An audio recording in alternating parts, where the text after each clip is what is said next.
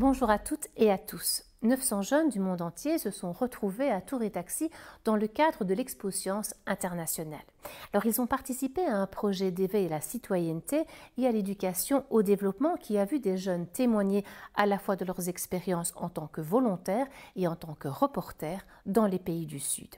Nous découvrirons aussi un extrait d'un reportage de 2 jeunes Belges au Congo cet été pour des projets soutenus à la fois par Caritas International et par l'Ordre de Malte. Fin juillet 2015, les jeunesses scientifiques de Belgique organisaient à Bruxelles, à Tour et Taxis, l'Expo Science internationale. 900 jeunes venus de 50 pays ont participé à des ateliers, des visites et des conférences sur le thème des sciences et de l'éducation. The expo is open. Ils sont aussi venus présenter 450 projets scientifiques sur lesquels ils ont travaillé. Un espace de l'Expo Science accueillait le village européen. 2015 a été décrété année européenne pour le développement. Avec le soutien de la coopération belge au développement, des jeunes venus d'Europe, d'Asie, d'Afrique, d'Amérique du Sud et du Nord ont pu présenter une quinzaine de recherches scientifiques qu'ils ont menées sur le thème de la lutte contre la faim. Ah bonjour, est-ce que vous connaissez déjà le food test? Donc on est Broederlijk Deel, un ONG qui travaille aussi sur la sécurité alimentaire. Et donc on a fait un food test. C'est un outil pour faire réfléchir les gens sur leurs coutumes de nourriture. Broederlijk Deel est une ONG flamande active dans les pays du Sud, mais engagée aussi dans l'éducation au développement dans les pays du Nord. Elle développe des outils ludiques et pédagogiques pour intervenir dans les écoles.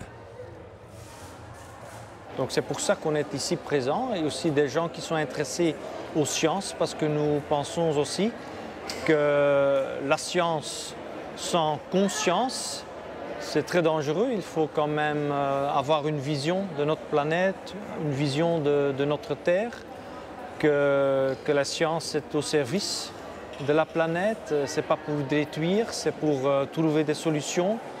De la nourriture, des solutions pour l'inégalité qui se fait aujourd'hui. Alors, il y a déjà les résultats? Alors, où est-ce qu'on est? Local roti. Local? Roti. Ah, mais ça c'est très bien dit. Donc ça veut dire que c'est lekker lokaal ding en néerlandais, voilà. On va te donner un sticker. Waouh. Voilà. Tu le mets voilà, là-bas. Oui, l'autre côté, voilà. Donc ça veut dire qu'au fond, tu achètes déjà des légumes locaux, des produits locaux donc, et que tu ne manges pas trop de viande, c'est ça? Oui. Voilà. Mais toi, tu le fais déjà, c'est bien? Oui, je le fais déjà, j'essaye, mais il y a quand même des moments où je trouve que c'est quand même difficile. Oui. Par exemple, si tu es fort occupé, parfois c'est plus facile d'aller chercher un truc à emporter, même s'il y a des emballages, et même si c'est moins local. Oui. Donc je trouve que c'est pas toujours facile de le faire, j'essaye au maximum. Et puis il y a des produits qu'on ne sait pas avoir localement non plus. Alors j'essaie de regarder pour le faire trade, mais... Dans le village du développement, plusieurs stands présentent les recherches des jeunes. Et donc, mon projet consiste à transformer des termites en une espèce de pâte pour les réfugiés d'Afrique subsaharienne. Je fais ça parce que les rations, elles sont déficientes dans la majorité des nutriments essentiels. Lutter contre la malnutrition, développer de nouveaux aliments, recycler les eaux usées, améliorer les rendements des cultures dans les pays du Sud ou encore potabiliser l'eau de mer, autant de recherches menées par des participants qui témoignent de leur prise de conscience et de leur créativité pour tenter déjà d'apporter des solutions. Moi j'ai été très frappé en visitant les stands ici des jeunesses scientifiques de voir le nombre de projets qui tournaient autour de l'environnement, qui tournaient autour de projets de solidarité, qui tournaient autour de l'idée de rendre la Terre plus habitable, plus meilleure, plus fraternelle. Donc évidemment ça nous interpelle et c'est la raison principale de notre présence ici, avec un petit atelier, une petite animation de réflexion sur la question de l'alimentation. Et en fait, une réflexion au départ de notre assiette, qu'est-ce qui fait que notre manière de manger, finalement, peut être solidaire ou au contraire être très néfaste pour l'avenir des petits paysans dans les pays du Sud. Pendant l'Expo Science, certains de ces jeunes ont animé des conférences où ils ont partagé une expérience qu'ils ont vécue dans un pays du Sud, comme volontaires, reporter ou dans le cadre d'un voyage scolaire en immersion dans la population locale. So, hello everybody, thank you very much for coming. So we are here, 3 persons who went abroad in a project of development or as a volunteer, and we are really glad to share this experience with you. So that's the map to show where we went. I went to Morocco, Arnaud went to the Philippines, and Camille went to Vietnam and Cambodge. Camille et Alan ont eu la chance de partir avec leur classe de l'Institut Saint-Charles de Luynes pour un voyage de réto au Vietnam et au Cambodge. Ils y ont visité, à vélo, des projets de développement de l'ONG belge Mekong Plus dans la vallée du Mekong. En tant qu'élève de réto, j'ai eu la chance de partir avec mon école en voyage de dernière année au Vietnam et au Cambodge. Donc un voyage humanitaire parce qu'avec notre école, l'école voudrait vraiment ouvrir l'esprit des jeunes qui s'y trouvent en leur permettant de découvrir la richesse de certains pays et aussi les différences entre notre pays et des pays beaucoup plus pauvres comme le Vietnam ou même le Cambodge. Le côté intéressant de ce voyage, c'est le fait qu'on ait vraiment pu mettre la main à la pâte. On est allé auprès des populations dans les villages, on les a aidés à construire des latrines. On a travaillé dans les rizières avec eux et on a compris la difficulté de ce travail qui est très important pour eux car le riz est une base de nourriture chez eux. Tous ces petits projets que nous avons visités, nous l'avons fait à vélo. Donc c'était très intéressant parce que ça a permis d'être beaucoup plus proche des populations, de s'arrêter 5 minutes avec eux pour faire un jeu avec les enfants, de s'arrêter dans une école pour faire découvrir certaines choses aux enfants qu'ils ne connaissaient pas et apprendre aussi des populations qui nous accueillaient, nous offraient un peu de thé et puis on repartait vers un autre projet.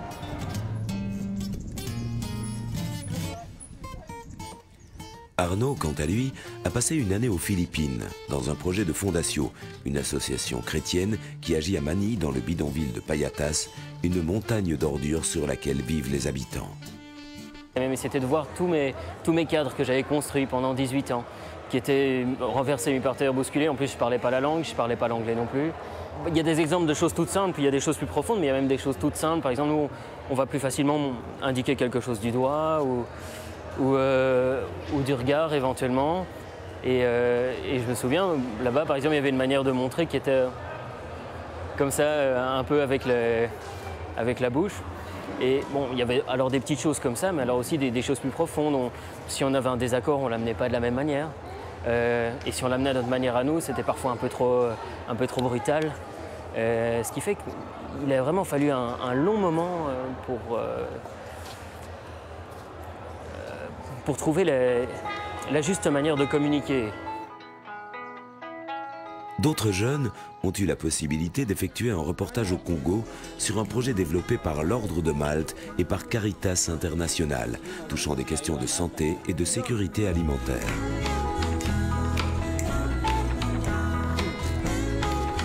Les 2 jeunes reporters, Guillaume, géographe, et Jérémy, médecin à Bruxelles, se sont rendus sur l'île d'Idjouï, la plus grande île lacustre au monde qui se trouve au centre du lac Kivu.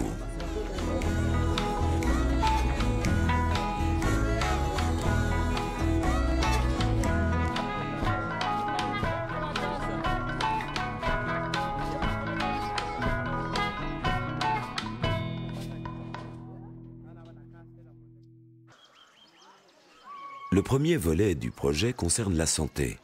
L'Ordre de Malte y soutient l'hôpital général de Monvou, qui est l'hôpital de référence pour l'ensemble de l'île, où habitent près de 300 000 personnes.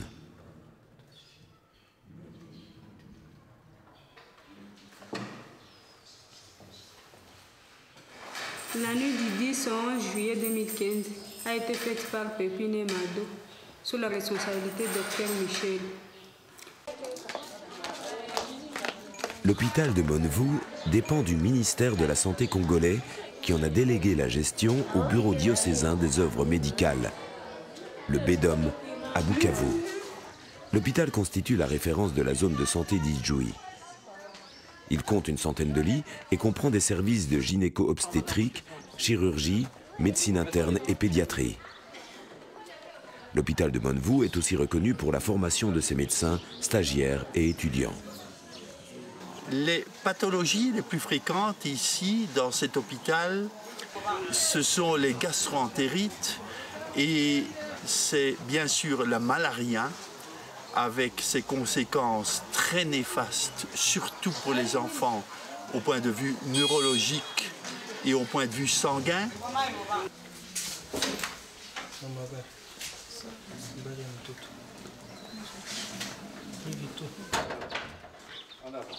Le gouvernement belge nous a aidés pour le projet de Monvou. À l'époque, on a reçu un subside de 450 000 €.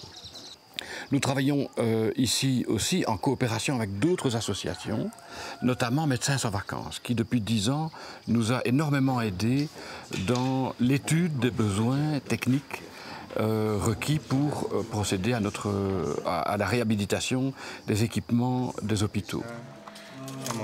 Ah oui, alors il n'y a pas de souci, c'est très bien. Les 3 piliers de base dont un hôpital a besoin, c'est l'électricité, qui doit être permanent et stable, c'est l'eau, et c'est les gaz médicaux. Ici, les gaz médicaux, ça se restreint à l'oxygène. Quand tu as ces 3 piliers de base, là, on peut songer raisonnablement à mettre du matériel médical derrière. L'expérience de l'OMS montre qu'entre 70 et 90% des équipements médicaux qu'on amenait d'Europe jusqu'ici, en Afrique centrale, étaient morts dans les 6 semaines qui suivent leur installation. Pourquoi? Parce qu'on n'avait pas d'abord songé à sécuriser tous ces éléments-là.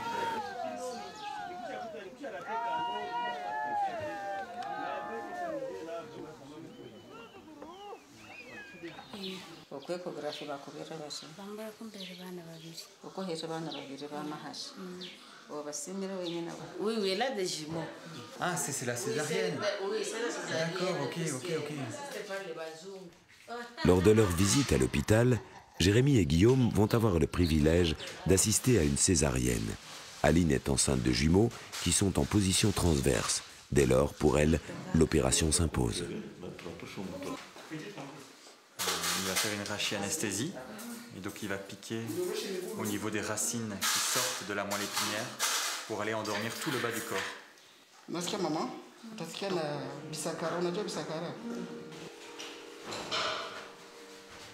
Une équipe composée d'un anesthésiste et d'infirmières va intervenir autour du docteur Michel Katoula, un médecin généraliste congolais qui dirige l'opération, assisté par Guilain, le chef infirmier. Donc là, ils doivent aller accéder à l'utérus. Plusieurs couches de graisse, de muscles à ouvrir avant d'arriver à l'utérus.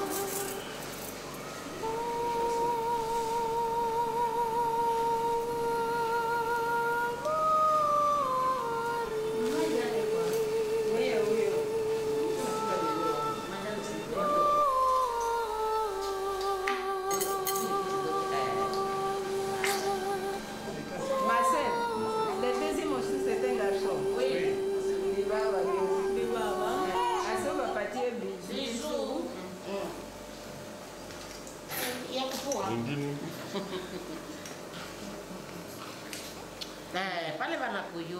Ndiyo mama. Ndio mnanipenda sana.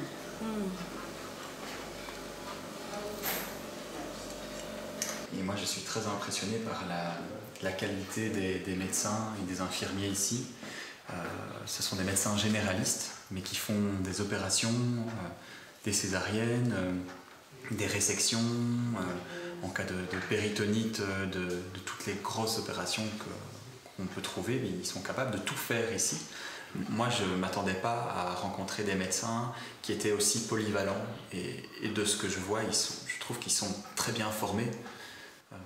Oui, parce que nos médecins ici, surtout au Congo, les bagages qu'ils ont, c'est un bagage qui leur permet de faire beaucoup de choses.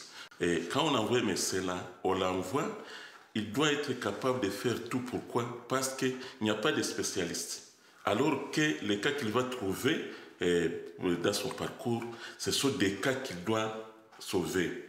Et ça peut nécessiter une spécialité, mais comme il n'y en a pas, il est outillé.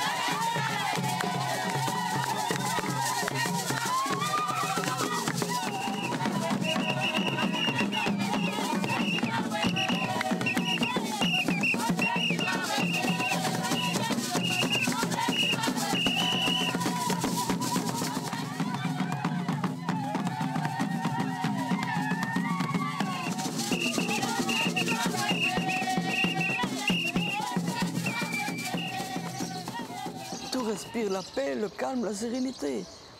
Et malgré les 20 années de guerre et de tout, ils ne sont pas devenus violents. C'est un coin où on impose la guerre. Mais la population ne veut pas la guerre. Elle veut la paix. Et elle voudrait revenir à la paix. Elle fait tout pour avoir la paix.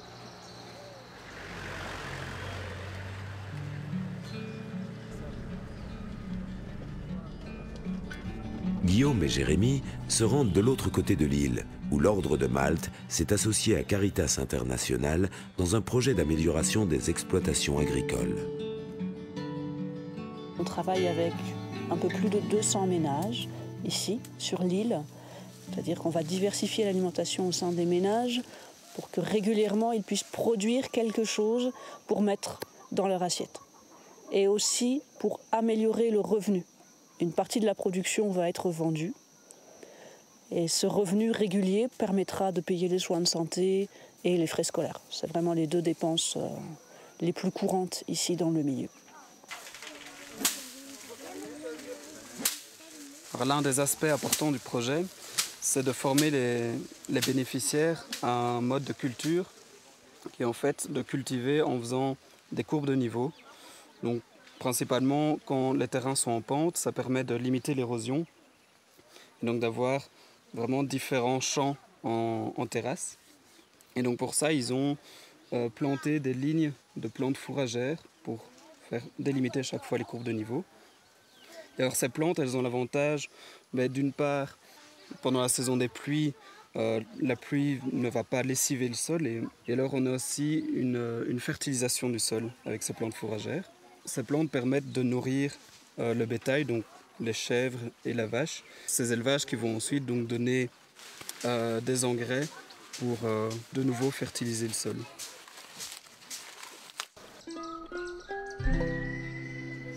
Il est temps déjà pour nos reporters de songer au chemin du retour, qui passe par la ville de Goma et le Nyiragongo, le plus actif des volcans de la chaîne des Virunga. En 1959, Haroun Tazieff avait découvert le lac de lave abrité par le volcan. Aujourd'hui, il faut 6 heures d'ascension sur les anciennes coulées de lave pour atteindre la lèvre du volcan.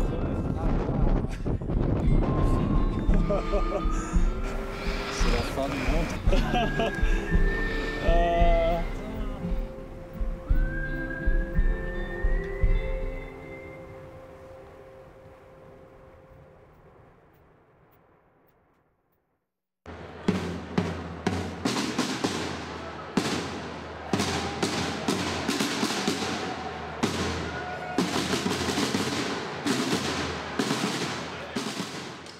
Revenus à Touré Taxi, nous retrouvons les participants de l'Expo Science autour d'activités culturelles qui leur permettent de découvrir la réalité du pays qu'ils visitent. Pour beaucoup de participants, c'était la première fois qu'ils venaient en Europe. Une occasion leur a été donnée d'exprimer la perception qu'ils avaient de celle-ci. Le projet Open for Europe, qui bénéficie du soutien du Parlement européen, propose de créer une œuvre artistique, caricature, peinture ou sculpture, qui exprime la vision que ces jeunes ont de l'Union européenne. L'artiste berlinois Roman Kroc et son équipe ont été invités pour accompagner et aider les participants. L'idée de notre atelier, Open for Europe, était de les inviter à un îlot créatif où ils peuvent s'exprimer à travers la création des œuvres d'art, des sculptures, des peintures, des collages. Si on regarde un peu le forêt qui s'est créé, ici des œuvres, on peut voir qu'il y a une multitude d'approches qui s'est créée. Si je prends ici l'œuvre de Callan, un jeune belge de 10 ans, il exprime très bien ce qui est propre à le médium d'art. Il dit, l'art, ça change la manière comment tu vois le monde. Hein? Le médium d'art, ça perturbe, ça interpelle, ça interroge. On a vu, par exemple, des œuvres d'un groupe de jeunes Canadiens qui sont venus, qui ont créé un arbre d'Europe, exprimant comment eux, ils voient l'arbre de l'Europe. Ce qui, selon eux, ce sont les racines historiques, politiques, de mentalité des Européens. L'approche artistique nous a aussi permis d'avoir un espace de travail où les générations différentes se rencontrent. On avait Georges, 72 ans, de Belgique, qui a bricolé et fait en œuvre sur les multinationaux et la question du pouvoir des États dans les décisions politiques. Et lui, il a travaillé à côté de Pepe, un petit garçon, 10 ans, de Mexique, qui a créé un robot avec un cœur, exprimant son souhait que aussi les machines, ils en touchent un peu d'humanité. Mais oui, nous sommes venus avec notre petit-fils, qui lui voulait réunir l'Europe et l'Amérique dans un vaisseau spatial. Et au fond, moi je me suis dit, je vais plutôt représenter la Terre, telle qu'elle est actuellement fragile, avec les différents continents. Qui sont représentés par des mobiles, des téléphones, parce qu'ils sont tous bien organisés du point de vue télécommunication.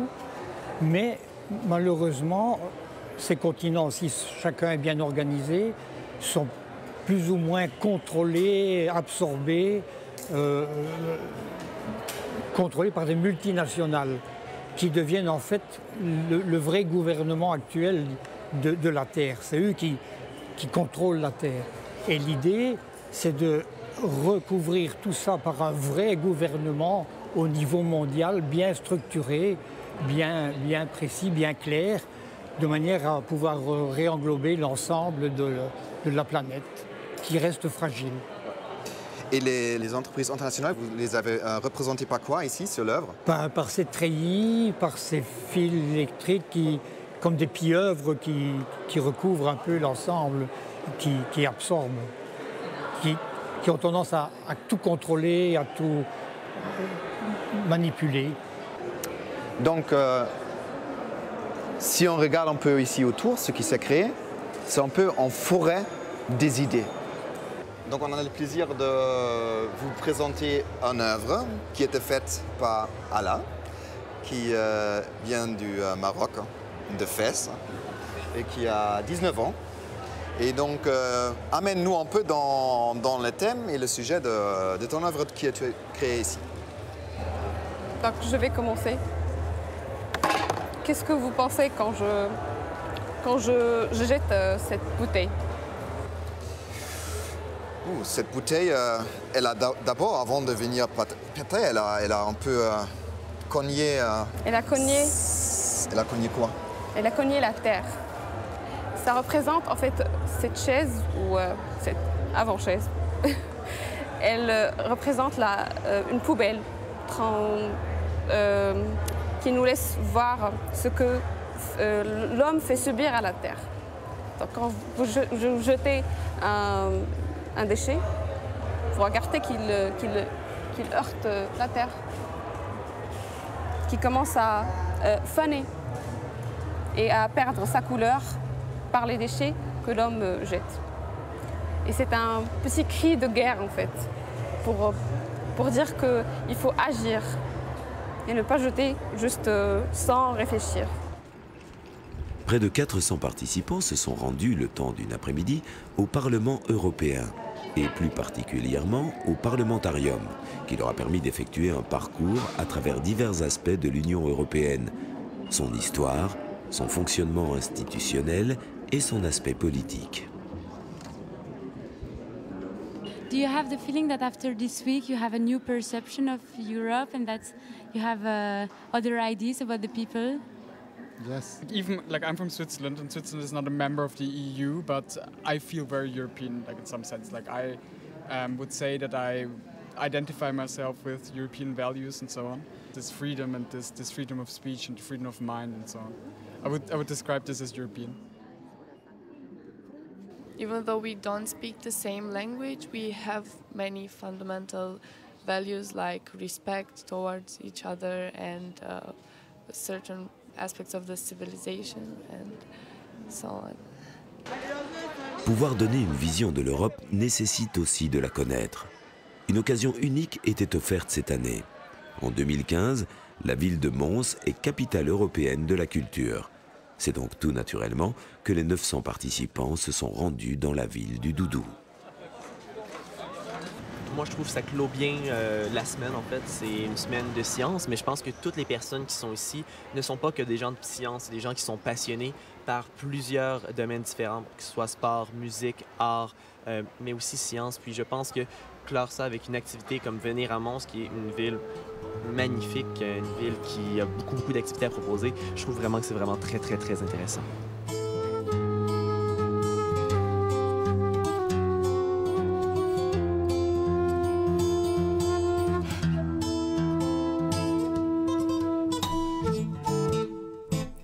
Nous arrivons déjà à la fin de cette émission. Je vous souhaite une très bonne semaine et à très bientôt.